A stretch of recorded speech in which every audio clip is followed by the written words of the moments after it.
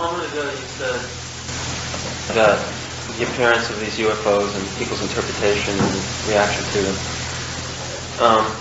it's like some force outside of humanity is trying to guide humanity.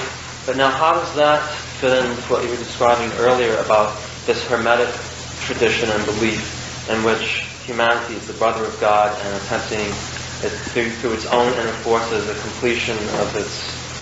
No, well, this is a good question. The way to steer the Hermetic question toward the UFO question is to look at, and I did want to look at this in the course of the day, this concept of the philosopher's stone. You see, alchemy arises out of Hermeticism. Essentially, Hermeticism is the philosophy that stands behind alchemy, which is the workbench activity of this magical system. The philosopher's stone is it's a concept of a universal medicine that cures all diseases, that confers immortality, that brings happiness and understanding. But it's more than that. It's everything you want it to be. And the flying saucer is this same idea. The flying saucer, if you're really interested in this, the best book ever written on flying saucers, or one of the best, was written just a couple of years after the first flying saucers were seen. It's by Carl Jung, and it's called Flying Saucers, a modern myth of things seen in the sky. And he talks there about how the human mind has an appetite for what are called totality symbols. The human mind is always trying to complete itself, fix itself in some way. And mandalas and certain kinds of symbols have the quality of indicating that this completion is underway. In the 15th and 16th century, before the rise of modern science, people didn't know what matter really was. They didn't really know what was possible with matter.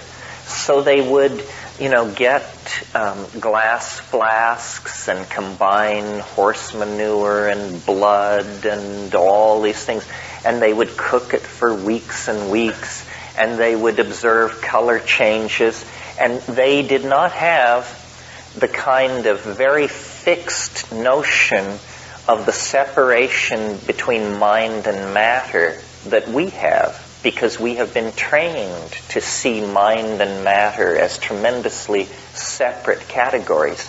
So these alchemists, working often day and night in remote areas on, bad food and ergot-infested bread and what have you. Anyway, eventually they began to enter into a kind of waking hallucination with their alchemical activity. And so what you have in these glass retorts, presumably, are swirling chemical mixes. But the alchemist, looking at these things, didn't clearly distinguish between what is going on in the alembic, the alchemical vessel, and what was going on in their own imagination. The two categories weren't separate. So Jung noticed that these descriptions of chemical procedures that come out of alchemy are not to be taken seriously as real recipes. They are descriptions of psychic processes leading toward individuation. Well, in a sense, the flying saucer is nothing more than a modern rebirth of the philosopher's stone. I mean, the flying saucer is the universal panacea at the end of time. It's the thing which cannot exist, but which does exist, and which, if we could obtain it, everything would be different. You see, we've swapped out elementals for aliens. And we've swapped out the Philosopher's Stone for the flying saucer. Nevertheless, if we were to attain the flying saucer, it would be the equivalent of these 16th century people obtaining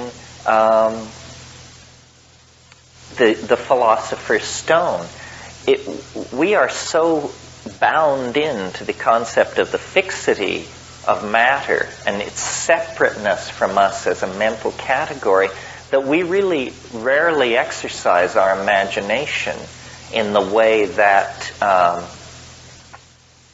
that these early people did. For us, everything stands still. I mean, it's a mental exercise you should do for yourself sometime, is imagine that you had a material that could do anything. This is what the Philosopher's Stone is. It's a material object, and it can do anything. Well, what do I mean by anything? Well, if you needed to go somewhere, you could take this material and stretch it out and then sit on it, and it would fly. If you were hungry, you could eat it. If you needed to take a shower, you could stretch it a certain way and hold it above your head, and water would pour out of it. If you needed a piece of information, you could just address it and ask, like a visual telephone. See, we have created the Philosopher's Stone in the diffuse form of technology. We can do everything I just described: fly, talk to people at great distances, eat synthetic food, and so on. But we have solved each problem separately. Now, in a way, the computer is an interesting leap toward the Philosopher's Stone, because if you analyze what a computer is it's a machine which can do anything. You have to tell it what you want it to be. If you want it to balance your checking account, it can do that. If you want it to predict the weather, it can do that. If you want to play a game with it, it can do that. It's mind-boggling to realize that anything you can conceive of, the computer can simulate. The computer is the first in a long line, extending into the future from this point in time, of omnipurpose machines. We're going to move into a world where you don't have a telephone to call your friend, a fork to spear your meat, and a comb to tease your locks. You have one thing, and this one thing does whatever you need to have done. Technology is beginning to compress, and it will, of course, be a kind of computer, but it will be voice programmable to do anything. Well, this is a very hermetic ideal, and we are migrating toward this kind of a fusion of possibilities. This is the secret of how to dematerialize culture. Make machines which can do more than one thing. Make machines which can do thousands of things, but always return to being a little ball or a little box or something.